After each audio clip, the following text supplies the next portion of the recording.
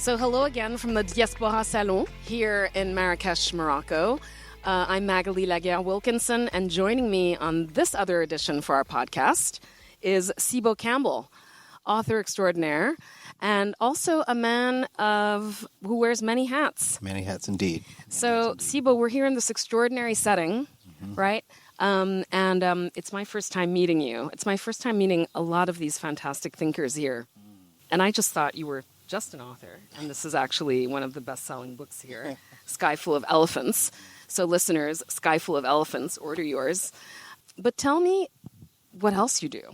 Yes, I do cover a lot of ground, and I have a lot of late nights. I tell people often I make things to try to simplify it, but that's true across the spectrum. I do write books, and I love crafting stories. I write screenplays and TV shows. I showrun TV shows. But then I also own two agencies. One that is, co-founded an agency and own another. One is called Spherical. It's based in New York and Barcelona. And it is a creative agency that services luxury hotel experiences all over the world. And it's everything from concepting them, naming them, interior design, branding, website, performance marketing, social media, everything, soup to nuts. And I've always thought of hotels as an interesting space that is a convergence of so much art at once. It's, it's culinary art, it's cocktails, it's literal art programs, smell programs for the olfactory, it's design, it's people. And so for me, as a storyteller first and a maker, the goal has always been, how do I tell the story of a place in places that place doesn't exist? So is that your method then to actually creating experiences and spaces for people? Does it come from your storytelling background? I think so. I think one of the first experiences that I had early on, I was doing a hotel website for a hotel that did spring break. And this was on the beach, and they had all these teenagers coming down to be on the beach. And on the website, all the photos they were practical photos. So there's photos of the room alone, empty space, and they were selling rooms at a particular number. When you applied story to it, it suddenly changed the photography that you would choose. It would change how you would compose the page. It would change the copy and the orientation of the copy, the hierarchy of the copy, because you were trying to evoke simultaneously a sense of place and a sense of person. And so to personalize it, you mean? To personalize it. To personalize it specific to the audience. Right. And so suddenly now, instead of an empty room space, it's people having fun. It's enjoying life. It's the colors of the beach coming off the page instead of paragraphs of copy. It's really provocative one-liners. And that simple application of story did two things. One, it increased conversion rates, right? What does that mean for the listener? Conversion is whatever objective one might have on any website is a conversion. But in this case, conversion is someone making a reservation. Okay. And so the percentage of conversion at that point in time the year before might have been 70%. With the application of this story, now it's 98%. Oh. And the ADR changes, and the ADR is the average daily rate. So you're charging, say, $150 a night. I can now charge $180 a night. The product hasn't changed, only the story. Huh. And that thesis I've been applying to everything. To everything in life. Everything. Basically. Huh. So we're here in this beautiful space in Morocco, in Marrakesh, for the Diaspora Salon. When you heard of this, when you hear the word diaspora, what does that elicit in you? What does that bring out in you? Excitement, firstly. I feel profound excitement because it triggers a hope reaction in me, because I do believe that we should be having a larger diasporic conversation, that so many of us have been spread out through the world, originating from the continent, and we've adapted, created new cultures. We've accomplished wonders and built and failed cities, and yet we've always retained a connective tissue that is inexplainable. Like there are things that I can relate to in places, in far off places, that my mom has done since I was a child. And I'm interested in engaging in that connective tissue. I'm interested in engaging in a conversation that is inclusive at that level.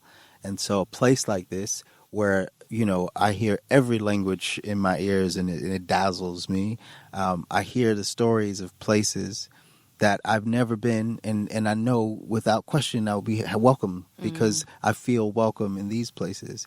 And so, you're saying that because yesterday at one point I was looking for you and you had disappeared somewhere.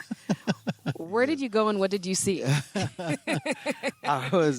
It was quite a night. I was invited to lunch, and we went to lunch, and it was wonderful, which became being invited to dinner, but dinner just happened to be in the desert in the middle of nowhere, and dinner became drinks and dancing and profound and wonderful conversation, and that ended up spending the night in a tent in the desert. And this is my first time on the continent. Is it? So it is. And so to experience that element of Marrakesh and still feel the community that I feel at home, that's what I think this conversation about. Within the Diaspora Salon and about the diaspora as a whole, I think that's what it's about ultimately. So this is like a homecoming for you in many ways. Oh yeah, I'm here for it, and it is a homecoming for me because it does feel so familial, and I've wanted it for a very long time. There's a side of it too that very warm setting, but there's also some business going on here. Indeed. Too, right? Indeed. There's a networking opportunity. We're seeing different, people from different walks of life, different businesses, and a little earlier on we had a deep conversation about AI, and you're in that space too. Yes. And in a different way a little bit. Can you explain how AI works for you and what you're doing? We typically will use AI in two lanes. One is to aid in the creation of ideas, not to create the ideas. Right, to aid in the creation of ideas, but not to create ideas. Precisely. So it's still very unique and individual, but yet because it must be. Yeah. This is how I think resonates with this humanity. And so we treat it like any other tool or any other application that advances. So it's no different than Photoshop, right? In that way.